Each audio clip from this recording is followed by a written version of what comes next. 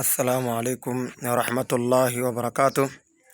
Na ndugu zangu ambao mnaonifuatilia katika darasa zangu hizi katika chaneli yetu hii ya Ustadhi Computer International. Hii ni chaneli yetu mpya ambayo tumeifungua. Ningeomba watu wanisapoti katika hii channel nayo ikue, sawa? Watu vile vile wajiunge kwa wingi kwa ajili ya kutoa masomo mbalimbali. Sawa? Hapa tutakuwa tunadili na vitabu mbalimbali na tutakuwa tunasoma baadhi ya vitu mbalimbali. Cha muhimu tu wewe bwana, utakapokuwa unaingia usikose kulike, kushare na kusubscribe na kucomment katika channel yangu hii ya Ustadhi Computer International. Channel yetu ya kwanza ambayo tuko nayo ni ile ya Sheikh Muridu wa Kenya, Riadhi ya Elimu. Sawa bana, kule tumeanza vitabu vizito sasa inshallah kwa dhaka Allah subhanahu wa ta'ala. Lakini pia hapa pia hii ni channel yetu ya pili, lakini pia tuna channel nyingine ya tatu. Ya tatu itakuwa tu ya mafundisho mbalimbali. Ila hii sasa nayo itakuwa ni mafundisho ya dua, lakini sasa dua zenyewe zitakuwa kwa mpangilio na ushahidi kwenye vitabu. Kule unakuwa tumemix mambo yako mengi ambayo tunafundisha kule, lakini hii sasa itakuwa tuna maana yake ni kwamba hii itakuwa ina ushahidi mwingi kwenye vitabu, itakuwa tu inakwenda na vitabu kwa uwezo wake Allah subhanahu wa ta'ala. Kwa hivyo usikose kushare, kulike na kusubscribe na kucomment. Hapa tuko na kitabu Kunuzil Asrari wal Maani. Sawa? Hiki ni katika vitabu ambavyo vimeandikwa na mashekhe mbalimbali kama hivyo unavyoona. Sheikh Abdul Majid Sawa bin Taha ndio mwenye mtunzi wa kitabu hiki. Alhamdulillah, Mwenyezi Mungu amlipe kila la kheri. Katika watu ambao wamesoma sana na kubeboea katika elimu ile ya Sheikh Abdul Qadir Jailani Al-Qadiri Rafi'i. Sawa bwana. Kwa hivyo tukiendelea, leo kuna vipengele ambavyo tutavishika kwa ajili ya kuendeleza darasa zetu na vile vile nikupe somo. Hiki pia ni kitabu kizuri, kitabu kikubwa ambacho wewe ndugu yangu ukipata pia ukakisoma, basi utapata mambo mengi sana. Sawa? For example, kama hapa hivi anasema faidatul fakil maakudi. Hii ni faida moja sana kufungua kufungua mafundo ya kichawi. Sawa? Wahia antaktubu fi inai, nayo ni kuandika katika chombo. Hapo ukikosa chombo bwana, unaweza kuchukua karatasi nyeupe plain paper. Ukipata ile plain paper yako unaandika hapa alif lam mim sad, kisha unaandika alif lam ra, kisha unaandika kaf ya ain sad, kisha unaandika ha mim ain sin qaf, kisha unaandika ta sin mim, kisha unaandika ya sin, kisha unaandika qaf, thumma yusibu fawqa shay'in min asal. Kisha unachukua hii karatasi yako uliyoandika hii, unaitengeneza vizuri, lakini vizuri zaidi uifushe bwana kwa ubani. Uifushe kwa ubani, kama utakuwa na ubani wako, labda ubani huu ambao nakuonesha hapa, na weka hapa ili tukuonesha. Huu ni ubani dhikri. Kisha kuna ubani mwingine hapa vile vile kiweka hapa kidogo, huu unaita ubani maka. Ubani maka ni mweupe hivi kama unavyoona, lakini ubani dhikri ni mwekundu, uko na rangi ya nyekundu hivyo kama unavyoona. Sawa ndugu yangu sasa huo ndo ubani. Kisha unaweza kupata hata jawi kidogo, kuongezea na jawi. Sawa? Jawi ya kijivu. Japokuwa kwa lugha ya Kiswahili fasaha inaita uvumba. Sawa bana? Unapokiza katika chetezo chako kama hiki unachokiona hapa. Sawa? Kina moto. Unachukua hivi kidogo unaweka. Sawa na baada ya kuweka, for example, hii ndo karatasi yako ambayo shaiandika, ndo unifusha hivi kwa maombi ya kwamba ya Rabbi, mimi nakuomba uniondoshe vifungo vya kichawi vilivyokuwa katika mwili wangu, uniondoshe kila aina sihiri, uniondoshe kila aina mafundo ya vifungo. Sawa? Unatia nia zako vile unavyotaka. Ukamaliza bwana kutia nia zako sampuli hiyo kama hivi nilivyokuonesha, kisha unachukua hii karatasi yako unaiweka katika ndoo ya maji. Ukishaiweka katika ndoo ya maji ndugu yangu, baada ya kuweka karatasi yako katika ndoo ya maji, sawa, utakachokifanya ni kitu gani? Unaongezea na asali.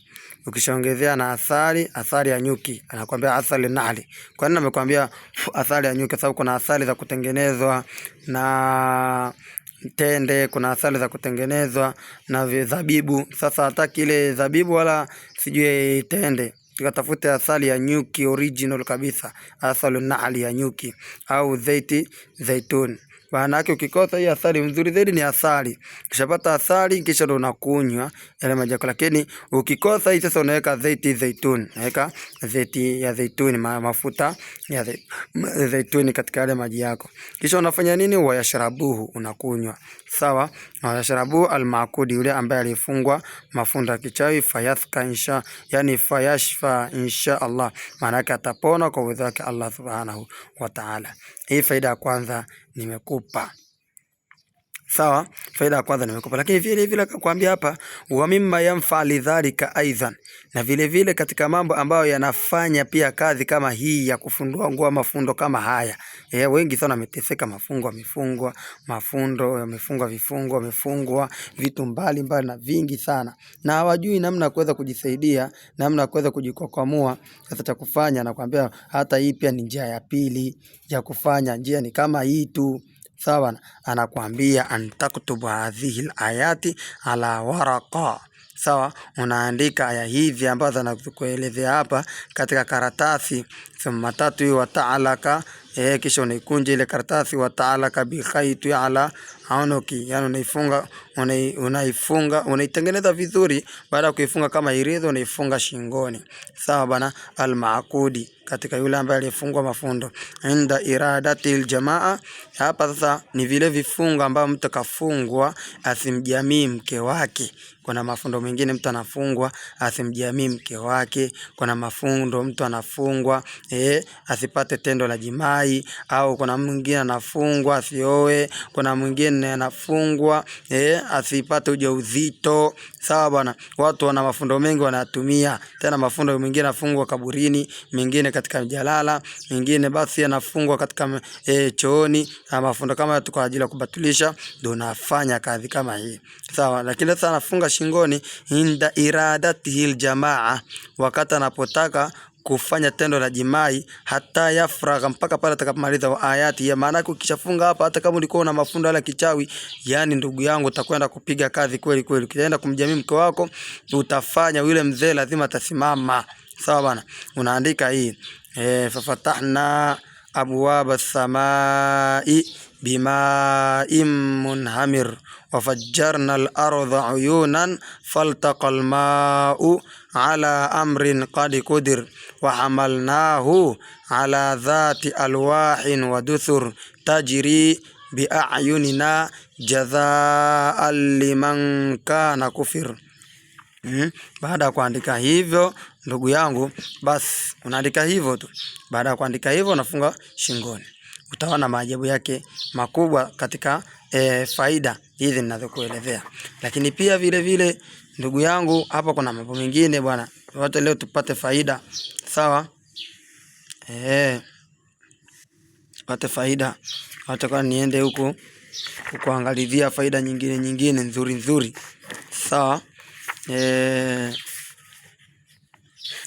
Faida tulibaka itifl, faida kwa ajili ya mtoto anaelia. Na watoto wengine wanalia kweli, mama wanateseka, mtoto analia, mtoto apumziki, yani anataka kubebwa tu. Kama hata beba basi atalia tu. Sawa bwana, mama mpaka baba anachukia, mama anahangaika na mtoto kulia kushoto anafanya mambo ya ajabu mtoto yule. Analia, tutatoka hata kupumzika, hata mwache mama yake atapumzike kidogo. Basi wakati mwingine watoto wale wanathibiwa na mashaitani, wakati mwingine majinamizi yanawafanya, wakati mwingine nyumba imechafuka, ina uchawi, wakati mwingine kuna viumbe ambao wanamfuata mama yake, ndio maana mtoto analia. Yule mtoto anapolia hali bila sababu. Wakati mwingine majini bwana yamesha kuleta matatizo kwa huyo mtoto, au ni uchawi, au ni kijicho, au ni zongo.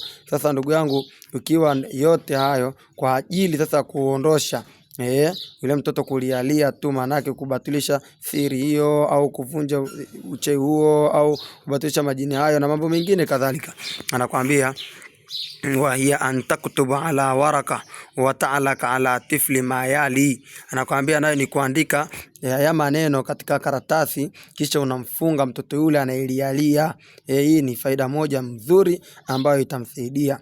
Tena nakwambia hapa faida yenyewe ni hii, bismillahirrahmanirrahim. Unamwandikia hivi, inaweza kuandika ni hivi hapa, bismillahirrahmanirrahim, hadha yawmu la yantiqun, bismillahirrahmanirrahim, wa khashatil aswatu lirrahman, bismillahirrahmanirrahim, alyawma nakhtimu ala afwahihim.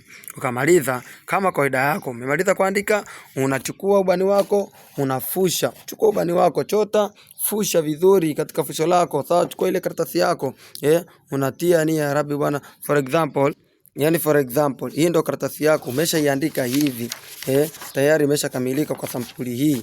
Sawa, ndio sasa unachukua ule ubani wako, sawa, unaweka hapa, baada ya kutoka moshi ndio sasa unafusha pale, unaifusha ile ubani wako, ile karatasi yako unaifusha kwa manuizi yale unayotaka. Unanuia vizuri, baada ya kunuia ukamaliza, chukua ile karatasi yako, ikunje, sawa, ikunje ile karatasi yako, na baada ya kuikunja mfunge ule mtoto shingoni. Huyo mtoto hatalia, ndugu yangu, nakwambia hawezi lia kabisa. Sawa bana. Hapa pia kuna faida nyingine vile vile kwa ajili mtoto kulialia.